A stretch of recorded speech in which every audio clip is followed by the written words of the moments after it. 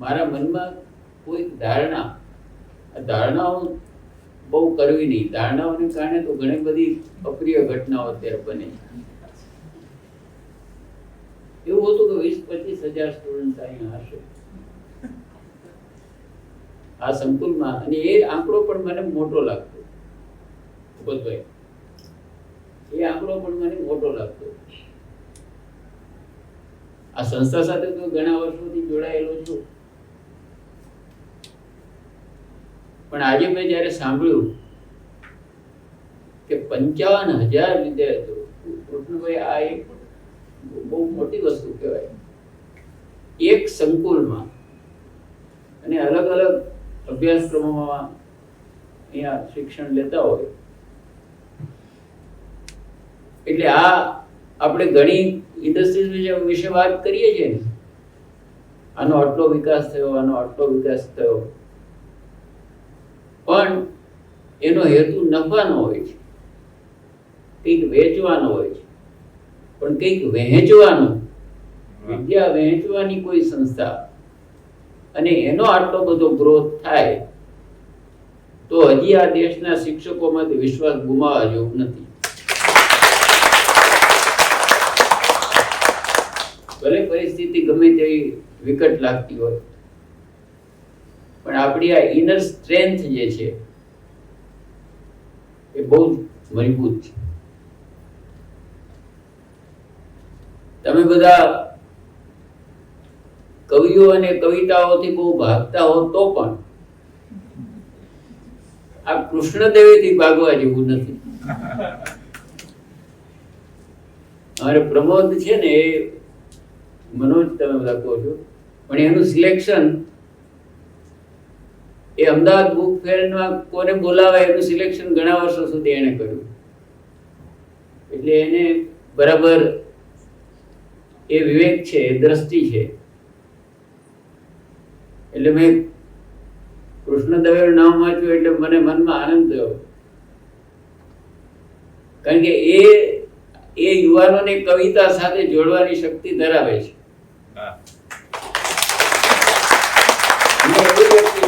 યુવાનોને કવિતા સાથે જોડે. નહીં તો અમારે એક સાહિત્યના, એ તો એમનું નામ ઘણું મોટું છે, પણ ઘણી ઉંમર થઈ જાય અને બોલવાનું પછી પેઢી સાથેનો એક ડિસ્કનેક્ટ થઈ જાય. એટલે મને કહેતા હતા કે અમારે સાહિત્યના કાર્યક્રમોમાં બારણાઓ ખુલ્લા રાખીએ, જેટલા લોકો આવે એટલા આવી જાય, પછી કવિતાઓ વાંચવાનું શરૂ કરીએ એટલે બારણાઓ બહારથી બંધ કરીએ.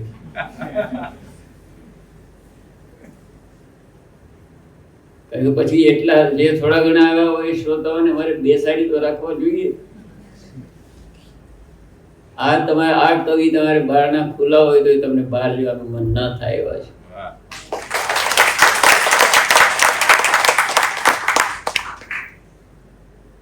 સંસ્કાર ભારતી સાથે તો જુદા જુદા કાર્યક્રમોમાં જવાનું થયું છે, અને ઘણા બધા લોકો જે કામ કરે છે એ એમની સાથે પરિચય પણ થયો છે. ભૂપતભાઈ, અભયસિંહભાઈ સાથે એકવાર ભરૂચ પણ એમની સ્કૂલમાં જવાનું ઘણા વર્ષો પહેલા થયું હતું. પણ તમે જે આ પ્રાર્થના આજે અહીંયા સાંભળી, એના ઉપરથી મને એક વિચાર આવ્યો, જેનો તમે વિચાર કરી શકો, સંસ્કાર ભારતી વિચાર કરી શકે કે આપણી આ પ્રાર્થનાઓ છે ને, જે અહીંયા દીકરીઓએ ગાય, તમારી કોલેજની ઓળખ એ તમારો યુનિફોર્મ હોય, તમારું સારું રિઝલ્ટ હોય એ પણ હોય, તમારું સારું બિલ્ડિંગ હોય એ પણ તમારી કોલેજની ઓળખ હોય, સારા અધ્યાપકો હોય એ પણ કોલેજની ઓળખ હોય, પણ સારી પ્રાર્થના એ પણ હોઈ શકે છે.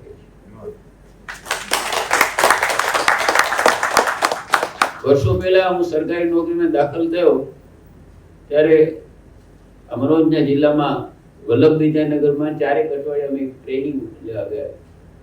એક હોસ્ટેલ હતી વલ્લભ વિદ્યાનગર. આજનું તો ઘણું અર્બન લાગે છે, પણ તે વખતે એટલું અર્બન નહોતું. વિદ્યા સંકુલ જેવું જ લાગતું હતું આખું શહેર.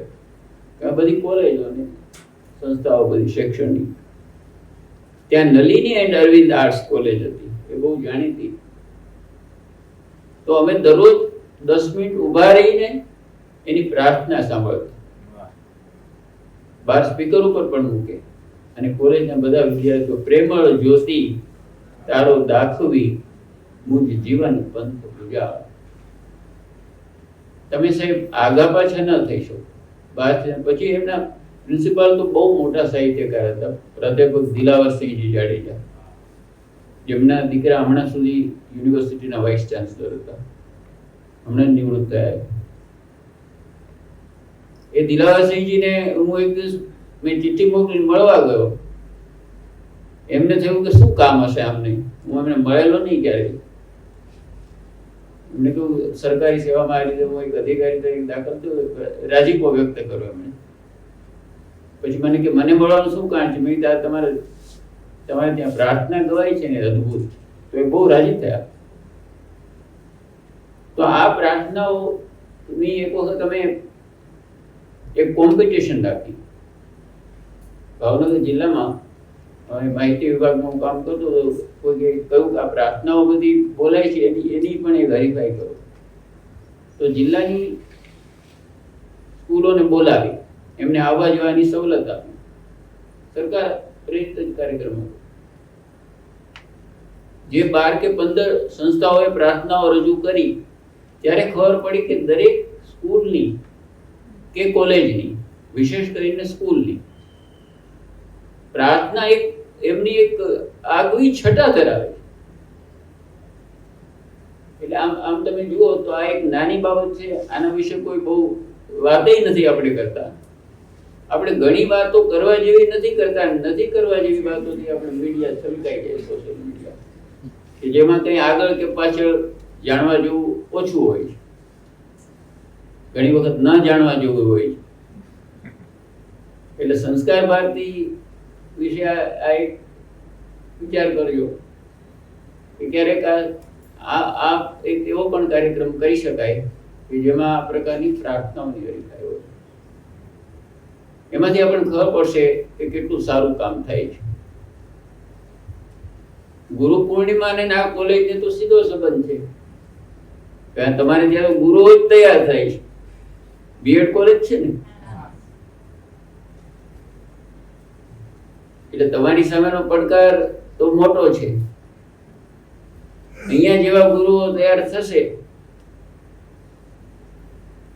એવો ભવિષ્યની પેઢીઓનું ઘડતર થશે. અહીંયા જેટલું કુવામાં હશે એટલું જ હવાડામાં આવશે. એટલે મને ચોક્કસ ખાતરી છે કે અહીંનું શિક્ષણનું એક સ્તર હશે. વીણાબેન છે અને બાકીના પણ જે લોકો એમની ટીમમાં હશે એ આ તરફ એમનું પૂરું ધ્યાન હશે કે આપણે જે કરીએ છીએ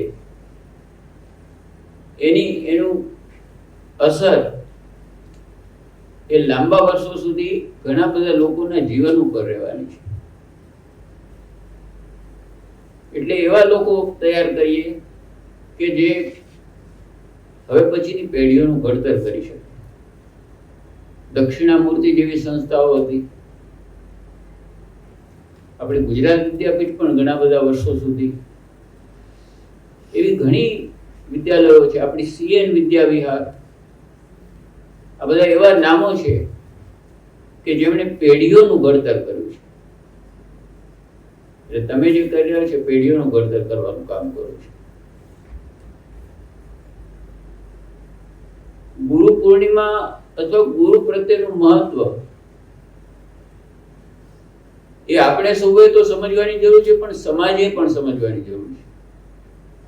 જે સમાજ, જે વાલીઓ, જે વડીલો વર્ષમાં એક વખત પોતાના દીકરા કે દીકરીઓને ભણાવતા સંતાનોને આભારના 2 શબ્દો ન કહી શકે તો એમને પછી ટ્યુશન પ્રથા વિશે ફરિયાદ કરવાનો અધિકાર નથી રહેતો. તમારે જે સારું કામ કરે છે એમનું એપ્રિસિએશન જે કરે છે એના પ્રમાણમાં એથી થોડું વધારે થાય તો વધારે સારું, પણ જે કંઈ કરે છે એ પ્રમાણમાં તો એમનું એપ્રિસિએશન થવું જોઈએ.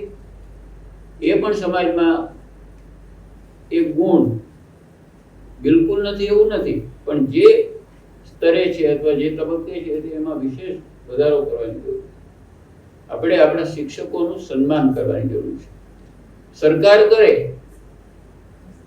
વર્ષમાં એક વખત સરકાર કરે, પણ દૈનિક આપણી જે પ્રક્રિયાઓ છે, દૈનિક જીવન છે, આપણા સમાજના વ્યવહારો છે, એમાં શિક્ષકને આપણે જો રિસ્પેક્ટેબલ પોઝિશનથી જોતા હોઈએ તો આ ગુરુ પૂર્ણિમાની ઉજવણી વધારે સાર્થક બને છે. ગુરુએ તો ઘણા લોકોના જીવન એવી રીતે બદલ્યા છે. આમ તો આપણા શાસ્ત્રો પ્રમાણે શિવ એ આપણા આદિ ગુરુ છે અને શિવ આશુતોષ એટલે એક એવા દેવ છે કે જે બહુ ખાસ મુશ્કેલી કર્યા વગર પણ પ્રસન્ન થાય એવા છે. એટલે ગુરુ પણ એવા હોવા જોઈએ. દરેક ગુરુનો આદર્શ અલ્ટિમેટલી તો આદિ ગુરુ શિવ હોવા જોઈએ, કારણ કે એ આદિ ગુરુ છે. અને જો ગુરુ એવા હોય તો જેમ આજની રાતનો ચંદ્ર આપણને જોવા મળે, પૂર્ણતઃ વિકસિત, પૂર્ણતઃ પ્રકાશિત, એવા શિષ્યોનું નિર્માણ કરવામાં, એવી પેઢીઓનું નિર્માણ કરવામાં કોઈ મુશ્કેલી પડવી જોઈએ નહીં. ચાણક્ય જ જોઈ શક્યો, આ ગુરુની દ્રષ્ટિ છે. ચાણક્ય જોઈ શક્યો કે આ યુવાન જે છે એ તો આ મૌર્ય યુગ અત્યારે જે લથડી રહ્યો છે, જે ખરાબીઓ છે, એની સામે આ યુવાન ઉભો રહ્યો છે. એ યુવાન રાજવંશી નહોતો, એ રાજા થવા નિર્માયો હતો, પણ લોકોને ખબર નહોતી કે આ રાજા થવાની શક્તિ છે આનો. પણ ચાણક્યએ જોયું, ગુરુએ જોયું, એને કહ્યું કે તું રાજા થવાને લાયક છે. વર્ષો સુધી એને તમામ વિદ્યાઓના પાઠ એને ભણાવ્યા અને સરવાળે ચંદ્રગુપ્ત મૌર્ય, આપણે ત્યાં મૌર્ય યુગનો એક સૌથી વધારે તેજસ્વી રાજવી પુરવાર છે. કેટલા બધા દાખલાઓ છે ઇતિહાસમાં. ડોક્ટર અબ્દુલ કલામ જ્યારે અમદાવાદ આવતા, એ ઇન્ફોર્મલ વાતચીતમાં પણ મેં એમને કહેતા સાંભળ્યા છે કે હું આ ગુજરાતનો ઋણી છું, કારણ કે આ ગુજરાતમાંથી ડોક્ટર વિક્રમ સારાભાઈને કારણે હું અવકાશ વિજ્ઞાન વિશે જાણતો થયો, સમજતો થયો, અને આજે હું મિસાઇલ મેન ઓફ ઇન્ડિયા તરીકે મારી ખ્યાતિ થઈ છે. તો આવા અનેક દાખલાઓ પરથી આપણને લાગે કે એક ગુરુમાં એવી શક્તિ છે કે જે ઇગ્નાઇટેડ માઇન્ડ હોય એને પ્રગટાવી શકે. માણસમાં તો બધું પડેલું જ હોય છે. દરેક વ્યક્તિ એ કુદરતનું સર્જન છે. દરેક વ્યક્તિ એ અમૃતનું સંતાન છે. એટલે એનામાં શક્તિઓ તો પડેલી જ છે. કોઈક એવી વ્યક્તિ મળે કે જે ચિનગારી પેટાવે, એક જ દે ચિનગારી, એ જે જાણીતું કાવ્ય છે ને, કોઈક વ્યક્તિ આપણા જીવનમાં અગર ચિનગારી પ્રગટાવે તો એનું પરિણામ આશ્ચર્યજનક હોઈ શકે છે. તો એ ગુરુનું જ્યારે આપણે મહત્વ કરીએ ત્યારે માત્ર પુરાણ કાળમાં નહીં, પણ આજના સાંપ્રત સમયમાં પણ અમે એક સ્કૂલ ચલાવીએ છીએ ફિશર ફોક કોમ્યુનિટીઝ ના એરિયામાં, અને એ ફર્સ્ટ જનરેશન લર્નર્સ છે બધા. એટલે બહુ પનાણે અમારા એક પ્રિન્સિપલ સાઉથ ઇન્ડિયન છે, હમણાં રિટાયર થયા, એ ઘેર જઈ ઝઘડો કરીને છોકરાઓને લઈ આવે. ફ્રી એજ્યુકેશન હોય, ફ્રી ફૂડ હોય, બુક્સ પણ ફ્રી ઓફ કોસ્ટ મળતી હોય, તો પણ પેરેન્ટ્સની જાણકારીનો અભાવ એટલે સ્કૂલે મોકલે નહીં, તો એમને લઈ આવે. પછી એમને થયું મારી સ્કૂલનું રિઝલ્ટ તો બહુ ખરાબ આવશે, કારણ કે આ છોકરાઓ રેગ્યુલર આવતા નથી. એટલે છેલ્લા 2 મહિના એમને છોકરાઓને રાત્રે પણ ત્યાં જ રાખ્યા. એમના પેરેન્ટ્સની પરવાનગી લીધી, જમવાનું ત્યાં બનાવે, અને એ પરિણામમાં સુધારો કરી શકે. એમના સાથમાં એમાં બધા ટીચર્સ પણ ઉભા રહે. આ તો મેં નજરે જોયેલી ઘટના છે. એટલે માત્ર પહેલા જ આવા શિક્ષકો હતા ને આજે શિક્ષકો નથી એવું નથી. સમર્પણની ભાવના હજુ પણ ઘણા બધા શિક્ષકોમાં છે, સમાજના ઘણા બધા લોકોમાં પણ છે. માત્ર જરૂર છે આવા લોકોને ઓળખવાની. એટલે ગુરુની જે શક્તિ છે એ અસાધારણ છે. હવે કા ગુરુઓ જે ઘણી બધી ચેનલોના માધ્યમથી ચાલે છે એના ઉપર જરા સાવચેતીથી જોવાની જરૂર છે. એટલે થોડું ધ્યાન રાખીને કે આ ગુરુ કેમ છે કેમ નહીં એના એન્ટિસિડન્ટ જરા ચકાસીને સારા લાગે તો ચોક્કસ એની પાછળ જઈએ. પણ નહીંતર એ ગુરુઓમાં ઘણી વખત આપણે ઘણા લોકોને ભ્રમ ભાંગી જતો હોય એવું થાય છે. આ અત્યારનો એક સાંપ્રત સમયનો એક સમસ્યા છે. ઘણા વર્ષો પહેલા હું સુરતમાં કામ કરતો હતો. ડિસ્ટ્રિક્ટમાંથી આવે દૂરથી તમારે ઇફકોનું ગેસ્ટ હાઉસ છે, ત્યાં ઘણા બધા પ્રાઇવેટ સિક્યુરિટીના લોકોને ઉભેલા મેં જોયા. પોલીસના લોકો ઓછા હતા. એટલે ડ્યુટી ઉપર એક પોલીસ કોન્સ્ટેબલ હતા. એટલે મેં ઊભું રાખીને પૂછ્યું, મેં આ કઈ કોઈ વીઆઈપી આવે? કારણ વીઆઈપી આવ્યો તો કલેક્ટર ઓફિસની તો ખબર હોય કે કોઈ વીઆઈપી આવ્યા છે કે ના, આ લોકોને એક ગુરુ આવ્યા છે. તો મેં કીધું ગુરુ આવ્યા છે આટલા બધા બાઉન્સર કેમ રાખ્યા છે? તો કે ગુરુ નું જીવન જોખમમાં છે. ત્યાં એના ભક્તો હતા જે સારા માણસો જ હતા. એ લોકો આવ્યા કે સાહેબ ગુરુનું દર્શન કરવું છે, મારે ના કેવી રીતે પાડવી એનો વિચાર કરતો હતો. કારણ કે હું સાવ ના પાડું તો એમને જરા માઠું પણ લાગે. પણ કંઈક જવાબ મને સૂજી ગયો. એટલે મેં કહ્યું હું બહુ ગામડાઓમાંથી આવું છું, સવારનો નીકળું છું, એટલે અપવિત્ર ગણાવવા છે. એટલે કાલે નાહી ધોઈને આવીશ એમ કહીને ત્યાંથી તું નીકળી ગયો. હું તો આવવાનો હતો જ નહીં. બીજા વર્ષે એમના જે આ બધા અનુયાયીઓ હતા એ તો સારા લોકો જ હતા. એટલે કોઈ કાર્યક્રમ નિમિત્તે મળી ગયા. એટલે મને ગુરુ યાદ આવ્યા. એટલે મેં કહ્યું કે ગુરુ આવ્યા છે કે આવવાના છે કે કઈ કાર્યક્રમ છે? તો મેં કહ્યું કે આ વખતે નક્કી નથી. મેં તો એમને તો નક્કી ના હોય એવું તો બને નહીં, કારણ કે એ તો ચાર્ટર ફ્લાઇટમાં આવે છે. તો કે ના સાહેબ એમ નહીં, આ વખતે ગુરુ આવે પણ જામીન મળે તો આવે ને.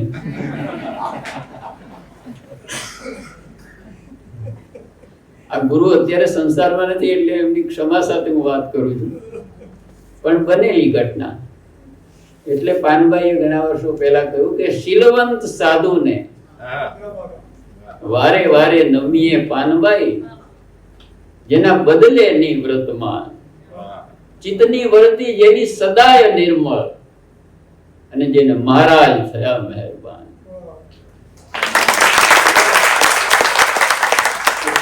ત્યારે પાનબાઈને યાદ કરવા અને પાત્રતા આપણે નક્કી કરવી. આ ગુરુની જે પરંપરા, ગુરુઓનું સન્માન, એમના પ્રત્યેનો આદર એ તો વિશ્વભરમાં થાય છે. યુરોપના લગભગ દેશોમાં, યુનાઇટેડ સ્ટેટ્સમાં પણ વર્ષમાં એક દિવસ શિક્ષકોના સન્માન માટેનું નક્કી કરવામાં આવ્યો છે. પણ આપણે ત્યાં જે આ સ્પિરિચ્યુઅલ જોડાણ છે ને એ વિશ્વમાં નથી. એટલે ફોર્માલિટી થાય છે, ચોક્કસ થાય છે, સારી રીતે થાય છે. એટલે આપણે પણ આ ગુરુ પ્રત્યેનું સન્માન આ સ્પિરિચ્યુઅલ બાબતને ધ્યાનમાં રાખતા એક કાળજીથી થાય, એક લાગણીથી થાય, એક જોડાણથી થાય તો એ યથાર્થ છે. નહીંતર ફોર્મલ ફંક્શન તો ઘણા વિશ્વભરમાં થાય છે, પણ આપણી આ પ્રથા છે એ જુદી છે. આ એવો દેશ છે કે જ્યાં સાંદીપની આશ્રમમાં બિલકુલ ગરીબમાં ગરીબ વિદ્યાર્થી એ અમીરમાં અમીર રાજવી એ બંને સાથે રહીને ભણે, અને છતાં બંને તરફના ગુરુના વર્તનમાં કોઈ ફેર ન હોય. એને માટે કૃષ્ણ કે સુદામા એ તો બંને ગુરુકુળના જ વિદ્યાર્થી હતા. એ ગુરુને કારણે ઘણા વર્ષો પછી જ્યારે સુદામા કૃષ્ણને મળવા જાય છે ત્યારે કૃષ્ણ ઘણું ઘણું કહે છે કે મને શું શું યાદ આવ્યું. મારે એક કવિતા સરસ એ કાવ્ય પણ લખ્યું છે કે એને સાંદીપનીનો આશ્રમ લઈને આ માણસ આજ મને મળવા એવું લાગે છે. ગુરુ સાંદીપનું આંગણ લાવ્યો કવિદાસની એક રચના છે. સુદામા મળવા આવ્યો તેને કેવું લાગ્યું કે ગુરુ સાંદીપનું આંગણ લાવ્યો કૃષ્ણભાઈ, અને પ્યારું મુજ બાળા પણ લાવ્યો. આજે બાળપણમાં રાજવીના વહીવટમાં રહીને ભૂલી ગયો હતો, જેમાં નિર્દોષતા હતી, એ બાળપણ લઈને આ માણસ આવ્યો છે. આવ્યો મુજ બાપલિયો આવ્યો, બાળપણનો ભેરું આવ્યો, ઓછા બોલો આદમી આવ્યો, સાવ ભોળો સુકર્મી આવ્યો.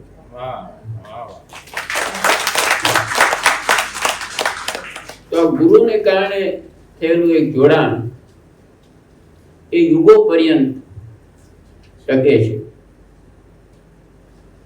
એટલે વીણાબેન આજે આ સરસ કાર્યક્રમનું જે રીતે સંસ્કાર ભારતીએ પહેલ કરી, સંસ્કાર ભારતી ઘણા બધા સારા કાર્યક્રમો કરે છે. પર્ટિક્યુલરલી આ ક્ષેત્રમાં હવે દિવસે દિવસે ઘણું બધું નવા નવા આયામો થતા જાય છે.